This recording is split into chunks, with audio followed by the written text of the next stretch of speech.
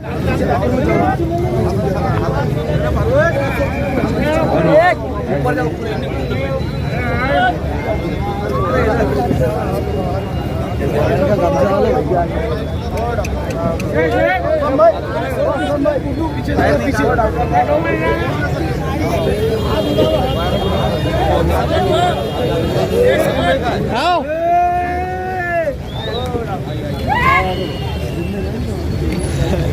सब एक बख्श का तो देखो भी नहीं बख्शेंगे मकान वापिस जाने का है भाई और मुझे भी मकान वापिस जाने का और भाइयों को भी जाने का। तो मौलाना सज्जाद नोमानी साहब ने जो तारीफ की है हम उसके लिए शुक्रगुजार। यही सज्जाद नोमानी साहब ने पार्लियामेंट के इंतखाबात में एक छोटा सा ऑडियो क्लिप किसान पटेल एडवोकेट और सज्जाद नोमानी की बातचीत करता। वो ऑडियो क्लिप क्या था मालूम? उन्होंने कहा क्या ऐसी ऐसी हालात है तो मौलाना ने सिर्फ एक सेंटेंस किया, कहा अगर इम्तियाज अली चुनकर आते हैं तो यकीनन हमने उनकी मदद करना चाहिए। ऐसा कोई तारीखी लेटर नहीं था, ना तारीखी बयान था। क्या वायरल किया उसको?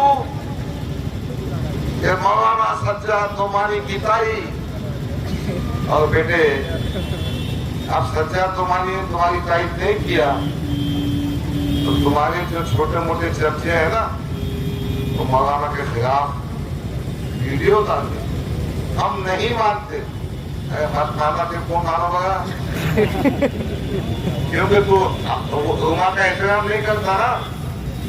अबे तू नहीं माना तो झटमाया ना, बेइज्जती करा उमा की तू। मेरे भाई ने बहुत वजाहत से उस बात को कहा है।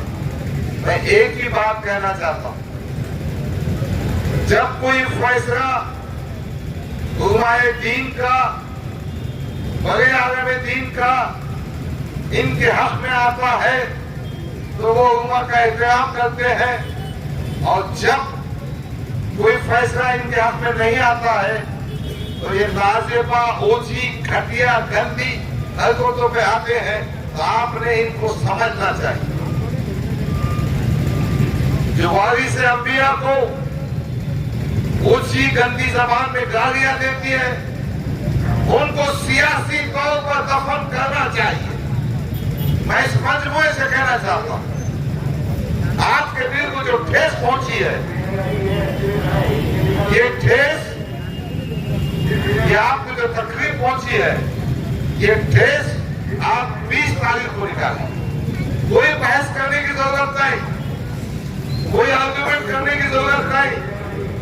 इनको समझ में आना चाहिए कि उलमाए दीन के खिलाफ गंदी, ओछी, घटिया जबान इस्तेमाल करने से मिलत का हर नौजवान, हर बुजुर्ग, माँ बेटी, हर नौजवान इनको सियासी तौर पर बेवजन कर देंगे, इनकी जमानत जब्त कर देंगे। एक बात और कहना चाहता हूं, आज सूरत हाल यह है कि अपना मुकाबला इम्तियाज अली से है नहीं। इस वक्त ये फुटिया की बात ही मत करते जाओ भाई, इसका जिक्र ही मत करो, फुकट दिमाग को तान है। बेटा मेरी माँ का इंतकाल हो गया, मेरे हाथ पे लगा हुआ है। अबे अपनी खानदानी जिंदगी संभाल जाना, फिर जैसा फिर झपड़ा रहा है तुम। और 10 साल में तुमने क्या किया है भाई? मैं जान दो इस वक्त में क्या मैं तो फुटिया की बात ही तो फुकट छाप, कोई मेहनत नहीं करने का। बेचारे जावेद कोशिश मजलिस बुलाया, तीनों बन गए आमदार, उसके बाद सबका गेम बजाते बैठे और पैसे कमाते बैठे। बड़ा मैं ये कहना चाह रहा था, आज की तारीख में अपना मुकाबला अब्दुल साबित से है। इम्तियाज अली 5वें, 4थे, 3रे कौन से नंबर पे वो बातें देखेंगे। अपने को अपना एक एक वोट कंसोलिडेट करना है, इकट्ठा करना है। जो रिश्तेदार बाहर गए हैं उनको बुलवा के दीजिए, जो अपने वोटर्स बाहर के मुकामात पे गए उनके आने का इंतजाम हम करेंगे, हमको बताइए। हम ये कोशिश करेंगे कि हमारा एक एक वोट निशानी सेकर बटन नंबर 5 पे हो। हम इस बात की दुआएं करेंगे अगर अफजल की बारगाह में कि अगर पहले मुझे नेक तौफीक दे और जिस मकासद के लिए आपका एक एक कीमती वोट दिया जा रहा है वो कामयाब हो। मकासद ये है कि ये बस्ती सबसे ज्यादा पसमानदा, ये बस्ती पिछड़ी भी है, और अगर अब्बू इज्जत का एहसान है ये दरगाहें, ये मसाजिद, इसके मीनार, यहाँ की दीनी दरगाहें, मैं तमाम दीनी शख्सियतों को सलाम करता हूँ। परेशानी की हालत में माशी तौर पर थोड़ा पिछड़ा होने के बावजूद नारेगांव की बस्ती, कौसरबाद की बस्ती यकीनन काबिल एहतराम, काबिल सताइश है कि दीन के मराकिज़, अल्लाह की इबादत गाहें, मसाजिद ये बहुत तेजी से तरक्की कर रहे हैं। मैं इस बस्ती के नक्शे को बदलना चाहता हूँ। पीने के पानी की सहूलत नहीं है, ड्रेनेज का माकूल इंतजाम नहीं है। हाँ, कब्रिस्तान में भी काम करने का है, मगर उसको ये कब्रिस्तान में नहीं, कब्रिस्तान की जगह का भी काम करने का है, वो सियासी कब्रिस्तान में नहीं। बहरहाल मैं ये कहना चाहता हूँ कि इस बस्ती में जो स्कूल बना ना, परसों भाषण में एक जिम्मेदार साहब बोल रहे थे कि नारेगांव का जो स्कूल इतना अच्छा हुआ है उसमें वो भुट्टिया का कुछ काम है। असलम पठान गवाह है, रफाक आदमी ने उस स्कूल को कई दफा विजिट दी, उनके असातिज़ा से बातचीत की, और जो आखिरी निवेदन था वो ये था कि नारेगांव के मासूम बच्चों को वहाँ जगह कम होने से एडमिशन नहीं दिया जा रहा। हमने हेडमास्टर से गुफ्तगू की, आचार संहिता आ गई। मैंने हेडमास्टर से कहा था आप एडमिशन रिफ्यूज नहीं कर सकते।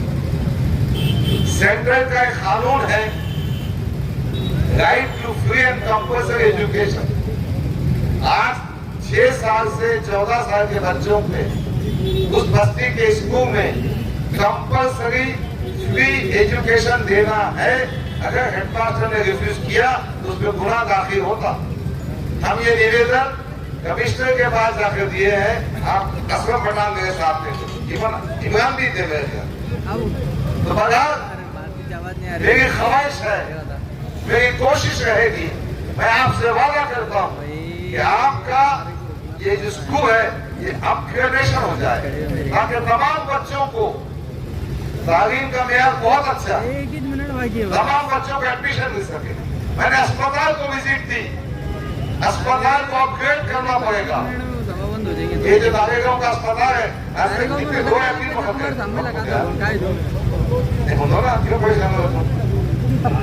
बहुत डरने की बात नहीं थी। 2 मिनट क्या मैं बात खत्म करता हूँ। बहरहाल न सिर्फ नारेगांव की बस्ती में काम होंगे, बल्कि हम हमारी तमाम बस्तियों में, हमारे हिंदू भाइयों की बस्ती में काम करें। और एक बात मैं आखिर में कहना चाहता हूँ, हमारी सबसे बड़ी कोशिश ये होगी कि मुसलमानों को तालीम और रोजगार के मामले में रिजर्वेशन दें। मैंने अबू आसिम आदमी से बात की है, उन्होंने प्रेस कॉन्फ्रेंस में कहा है कि इमाम मसाजिद और मौज़नीन की तनख्वाह 18,000 14,000 होना चाहिए, महाना 5% इजाफा होना चाहिए। इंशाअल्लाह ताला हम सब मिलजुल कर अपने मसाइल को हल करेंगे। बस आपसे गुजारिश है कि इनकी बकवास, बेहुदा, गलत बातों में ना आइए। लोगों के बातचीत जो हो रही है उस पर कोई तवज्जो मत कीजिए। ये सीट हम जीत रहे हैं, इंशाअल्लाह जीतेंगे, कामयाबी होगी। हमारी निशानी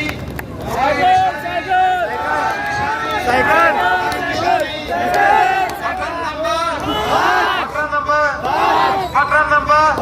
शुक्रिया, खुदा हाफिज। माइक भी बहुत काम बता मालूम नहीं क्या बात है। जैसा हमारे मुखालिफिन भी ऐसी ही बातें कर रहे। देखिए यहाँ पर स्टेज सजा था। सियासत में सियासी बातें होना चाहिए, मगर जिस शख्सियत ने जो बातें की है उससे उनकी हैसियत का अंदाजा होता है। मोहतरम असदुद्दीन अवी साहब ने कहा कि डॉक्टर गफ्फार कादरी ने 2014 में पैसों के लेन देन की बात की।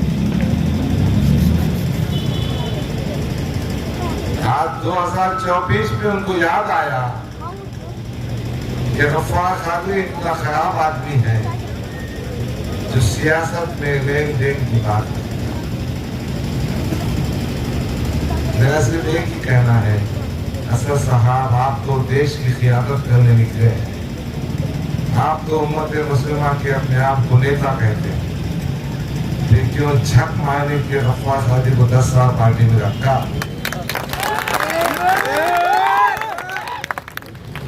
क्यों 2 वक्त मुझे टिकट दिया?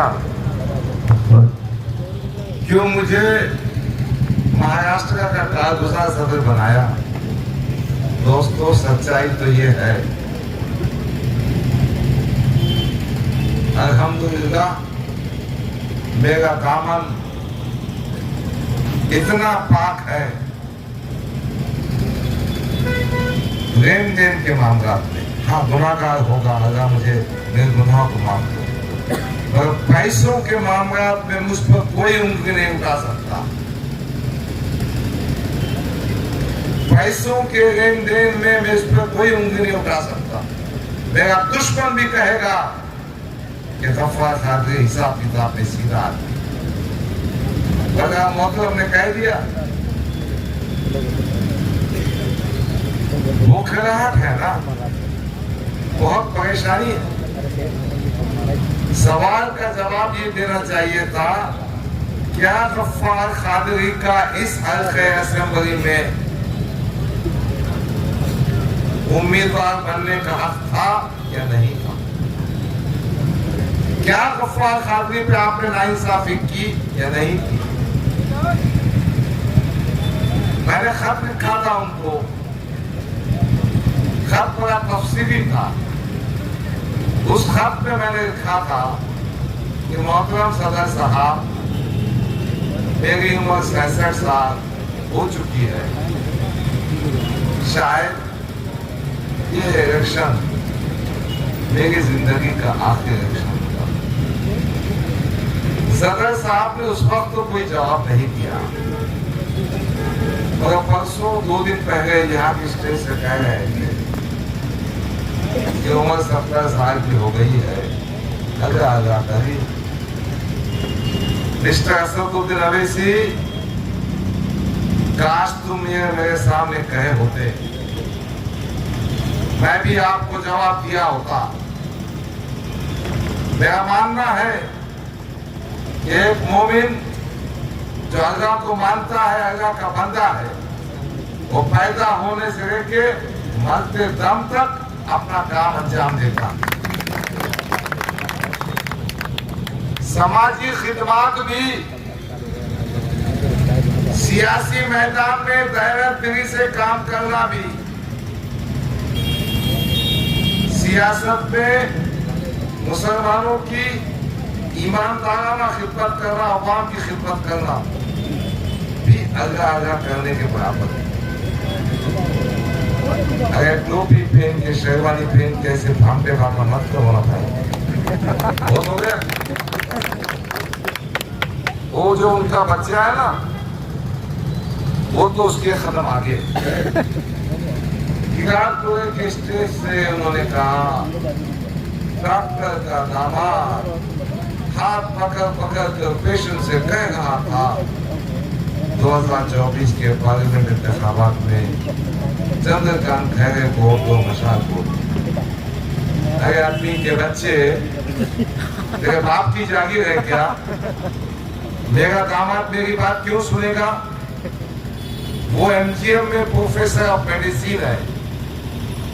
डॉक्टर उमर खादरी की बात कर रहा हूं, वो हेड ऑफ डिपार्टमेंट है। वो 42 साल का नौजवान है जो 42 साल में मेडिकल कॉलेज में प्रोफेसर और एचओडी बना है। डॉक्टर उमर खादरी को आप सब जानते होंगे। बेखर्च तरीके से कौम और मिल्लत के काम आता है। और इम्तियाज जलील, अगर तेरी याददाश्त कमजोर होगी तो मैं याद दिलाना चाहता हूँ, जब ताज विमानता होटल में बैठे थे, मैंने असद साहब से कहा था इसकी हरकतें तो ऐसी है कि मैं मेरे दामाद को कन्विंस नहीं कर सकता, स्टेज पे क्या भाषण दूं मैं। फिर मैंने असद साहब को वाकया सुनाया। कोविड के जमाने में इनके कुछ कारपोरेटर्स एमजीएम अस्पताल पहुंचे, इनको पैसा वसूल करने का था। उन्होंने डॉक्टर उमर से गाली गलौज की, बदतमीजी की। जो डॉक्टर उमर हमेशा इनसे खिदमत में पेश आता था, इनकी मदद करता था। मेरे दामाद ने मुझको फोन किया, मेरे दामाद ने मुझसे कहा कि अंकल ये लोग ऐसी हरकतें कर रहे हैं। मैंने कहा इम्तियाज जलील के चमचे और एजेंट है, वसूली के काम में लगे बैठे हैं, मैं कुछ नहीं कर सकता, आप पुलिस को तत्काल दो। डॉक्टर उमर खादरी ने पुलिस में तत्काल दी है और उसके बाद से डॉक्टर उमर खादरी का दिल उचाट हो गया। आप लोगों की इज्जतों से खिलवाड़ करेंगे, लोगों को गाली गलौज देंगे, अपने चमचों एजेंटों के जरिए बेइज्जत करेंगे और फिर तुमको वोट दें। ये शहर में कितने मुस्लिम व्यापारी हैं जिनको इम्तियाज जलील ने नहीं लूटा। मैं नाम नहीं लेना चाहता। एक फैक्ट्री में हमारा दोस्त है, वो मैन पावर सप्लाई का काम करता है। ये खासदार बनने के बाद उस फैक्ट्री के मैनेजर के पास जाकर कहता है वो मैन पावर का काम मुझे दे दो। यकीनन जब किसी का दिल दुखता है, तकलीफ होती है तो मुखालफत करेगा। तो मैं इम्तियाज जलील को याद दिलाना चाहता हूं कि ताज विमानता होटल में मैंने कहा था कि इम्तियाज जलील साहब, आपकी हरकतें, आपकी खसरतें इस तरह की है कि आप सिर्फ पैसा वसूल करना चाहते हैं, जिसके नतीजे में मेरा दामाद भी आपसे नाराज है, मैं उसको कन्विंस नहीं करता। उसके आगे की स्टोरी भी सुना देता मैं, तो छुपाता नहीं, सुना देता। जब बात दिख रही है ना तो पूरी हो जाने दो। मैंने बीच में साफ दिली से, जान तो अपनी पार्टी का कैंडिडेट है, अपने इख्तिलाफात होंगे, साथ देना चाहिए। मैंने इनके साथ बैजापुर का दौरा किया। बैजापुर के दौरे में जब मैंने भाषण किया बाबरी मस्जिद की, मैंने बात किया मुस्लिम फस्तगा की, मुस्लिम ने बात किया CAA की, लोगों ने खुश भी हुए। जैसे कर्नल पहुंचे हम, तो इम्तियाज जलील ने कहा आहिस्ता से मेरे कान में, डॉक्टर साहब बाबरी मस्जिद, नारे तकबीर, फस्तगा की बात मत कीजिए, आप लोग को हिंदू वोट नहीं मिलेंगे, अपन आदर्श लोगों को पटा ले, ये बात नहीं करना चाहिए। अरे मिस्टर इम्तियाज जलील, दोखलापन बनकर फिर उसके बाद मैंने तय किया था कि क्या करना चाहिए,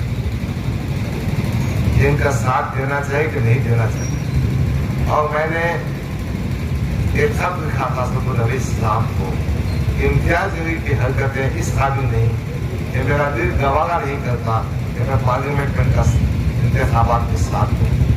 मेरे बहुत सारे साथी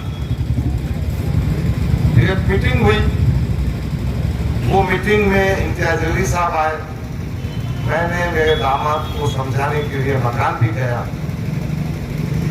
तो मेरे दामाद ने कहा मैं नहीं आऊँगा। फिर मैंने मेरी बेटी को फ़ोन किया, बेटी माँ क्या पका, मैं खाना खाने तुम्हारे घर को आता हूँ, जवार की रोटी खाता हूँ मैं शौक से। बेटी ने अब्बा की जवार की रोटी खाने आओ। मैंने खाना खाया। मैंने मेरे दामाद से कहा डॉक्टर उमर खादी से, इम्तियाज घर पे आ रहा है, जान देंगे, अपना किस्सा ख़त्म कर देंगे। मेरे दामाद ने कहा नहीं, मैं उसे माफ नहीं करूँ। मैंने ऐसे ऐसे केसेस पे फीस कम की है, ऐसे ऐसे वक्त में मकान जाकर देखा है। मैंने उनके फोन करने पर, कारपोरेटर्स के बोलने पर बहुत सारी मदद की है, और एक किस्सा भी सुना दिया उसने। एक दफा कुछ गाड़ी से एक्सीडेंट हुआ था, उसका पूरा खर्चा मैंने दिया था। इसके बाद भी ये अगर मेरे पीछे पड़ता है तो मैं भी इससे बदला वसूलता हूँ। तो ये किस्सा है। आप काम नहीं करेंगे, लोगों को लूटेंगे, बदनामी करेंगे, फिर कहेंगे डॉक्टर के दामाद ने हाथ पकड़ पकड़ के मशाल को। अब तेरे को तो जूते मारना चाहिए, तेरे को तो चौरास्ते पे खड़े जूते मारना चाहिए। कहाँ पैसे कहा बताओ, मैं तुमको अख्तर हाजी कहा बताओ। अख्तर हाजी है क्या मीटिंग में? हमारे दोस्त कितने पैसे मंगाया सुनाओ मैं। इसका काम और धंधा सिर्फ पैसे खाना है और नाटक करना है, नाटक। बहरहाल ये चंद बातें थी जो मैं कहना चाह रहा था, क्योंकि मुखालिफिन की तरफ से आई। अब मैं असल मौजू की तरफ आना चाहता हूँ।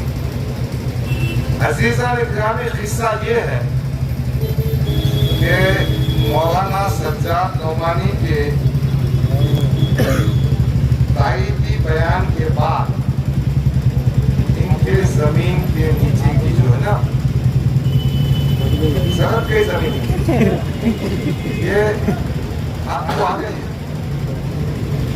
अब इस पोखराट में ऐसी वैसी बातें कर